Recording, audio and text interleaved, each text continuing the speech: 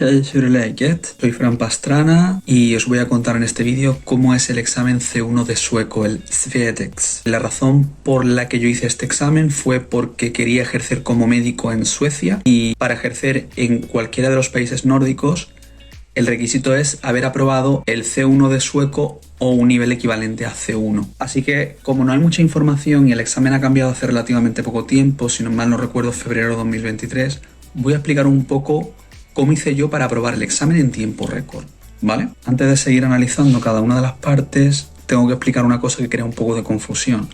Y es que el examen para los niveles B2 y C1 es exactamente el mismo. La diferencia está en el número de aciertos en algunas de las partes y en la complejidad del lenguaje que se utiliza en otras de ellas. Me explico.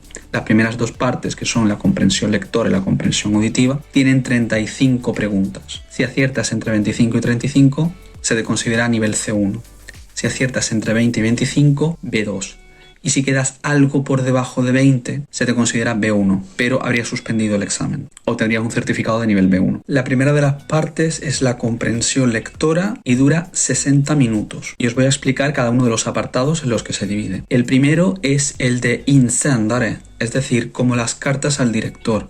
Se te ponen 4 pequeños artículos de opinión en torno a media página y luego se te ponen 17 påståenden, es decir, afirmaciones en las que tienes que seleccionar verdadero o falso. Ya tenéis el 50% de probabilidades de tener un acierto. Los fallos no restan, solo podéis sumar. O sea, eso es muy positivo. He de decir que desde mi punto de vista, las afirmaciones son bastante categóricas. Es un verdadero o un falso. No da mucho lugar a la ambigüedad, lo cual en un momento de estrés se agradece. La siguiente parte de la comprensión lectora suele ser responder una serie de preguntas, 6 preguntas, en las que tienes 4 opciones A, B, C y D, y solo una de ellas es correcta. Bajo mi experiencia es fácil descartar una de ellas y la otra, pensando un poco, también, que no es realmente difícil acertar. Las preguntas encima vienen en orden correlativo, puedes ir leyendo y contestando la pregunta, porque lo que se valora en el examen es eso, que sepas capaz de leer, entender y contestar. No es un examen demasiado rebuscado y bajo mi punto de vista la dificultad no es desmedida. Suelen ser textos sobre algún actor, puede ser Ingmar Bergman, puede ser,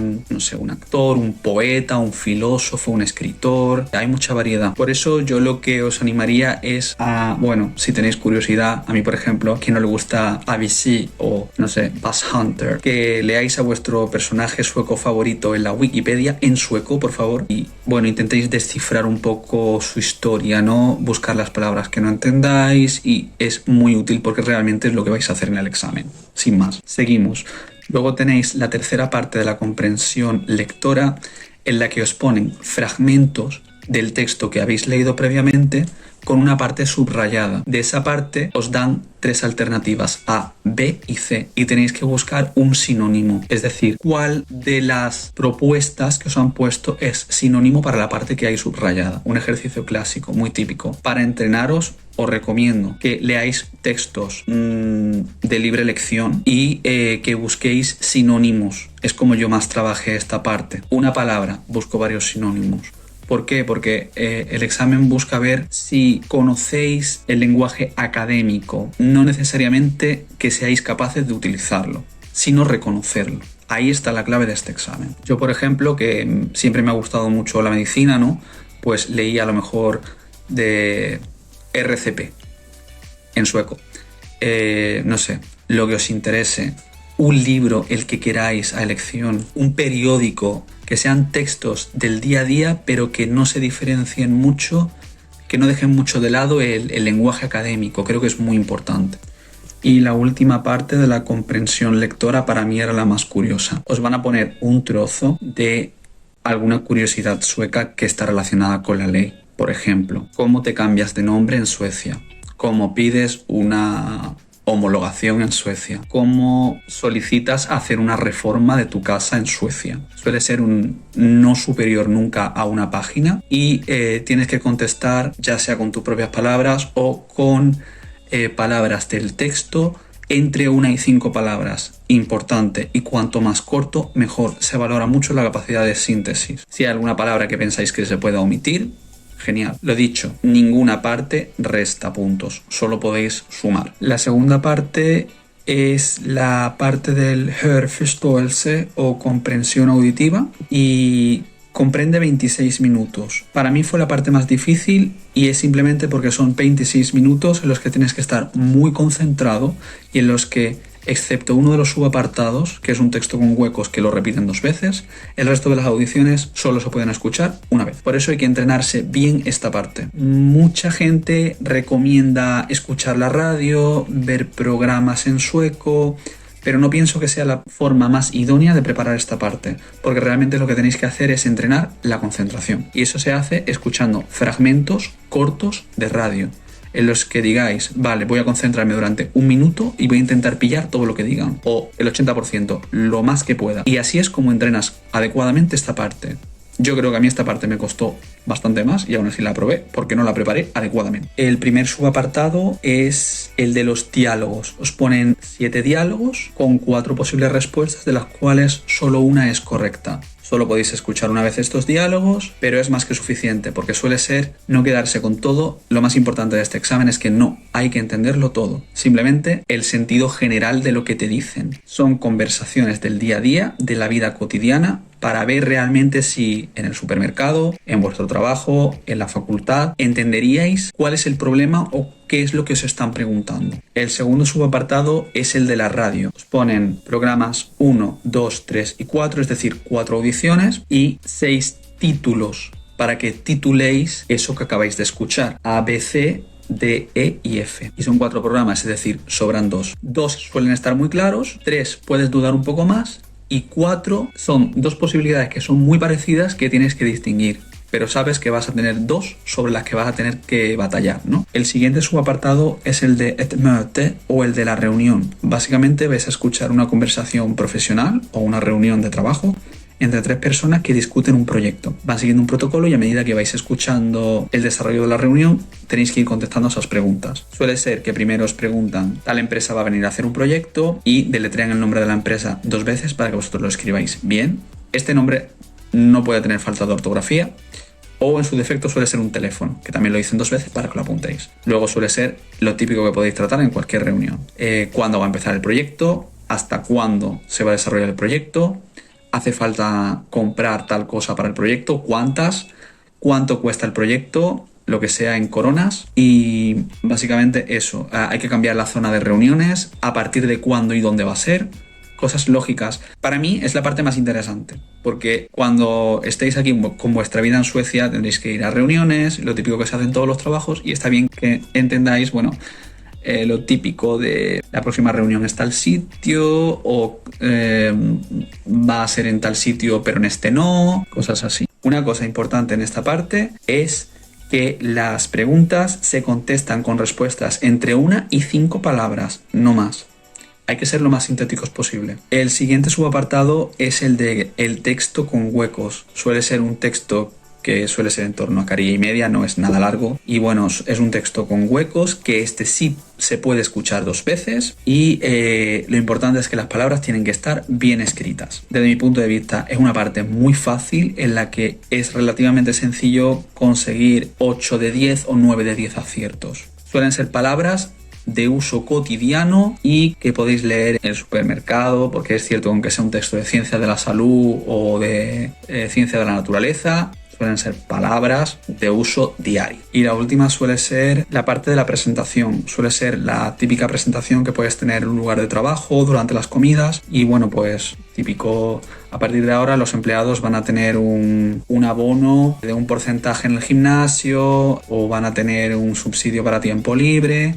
¿Quién lo tramita? Tal. ¿Hasta cuánto llega? Tal. ¿Con quién hay que tramitarlo? ¿Con quién tienes que hablar? Con el jefe de tal. Suelen ser preguntas de contestar entre 1 y 3 palabras y luego suele haber 1 o 2 preguntas de tachar con una X entre A, B y C. La verdad es que es bastante fácil. Es una parte bastante asequible. Por último tenemos el tema de la producción escrita, que bueno, mal llamado uppsats, porque no es el típico writing ni la típica redacción al uso de escritura libre que estamos acostumbrados a hacer desde el instituto para la selectividad. Básicamente es un tema en el que, bueno, recibimos un título, por ejemplo, Språkinlärning, aprendizaje de idiomas, o idrotts, deportes o consumismo. Consumismo. Recibimos también varias herramientas. Lo primero, tenemos una lista de 10 palabras o uttryck, es decir, como expresiones tipo deporte y salud, deporte y alimentación, cosas así, que son un poco para facilitar el proceso creativo. Muchas veces no es que no sepamos escribir, sino que no sabemos sobre qué escribir, y eso es muy importante a la hora de manejar el tiempo. Tenemos 90 minutos en los que tenemos que escribir un mínimo de 350 y un máximo de 400 palabras, y para ello pues yo, por ejemplo, utilizaba una lista de expresiones y o frases que sabía que eran C1 y que había corregido previamente y que eran multiusos, podía meter en el tema que quisiese, tipo, el deporte es un tema de gran actualidad, punto. De hecho, debemos preguntarnos por qué, punto. Y ahí iba introduciendo. Entonces, realmente era una tarea que yo consideraba como fácil, porque aquí teníamos muchas herramientas. Teníamos un tema que era relativamente... daba la imaginación, pero bueno, no te tenías que ir por las ramas tampoco porque no era necesario. Las palabras que te daban en la propia tarea para orientarte, que podías utilizar o no.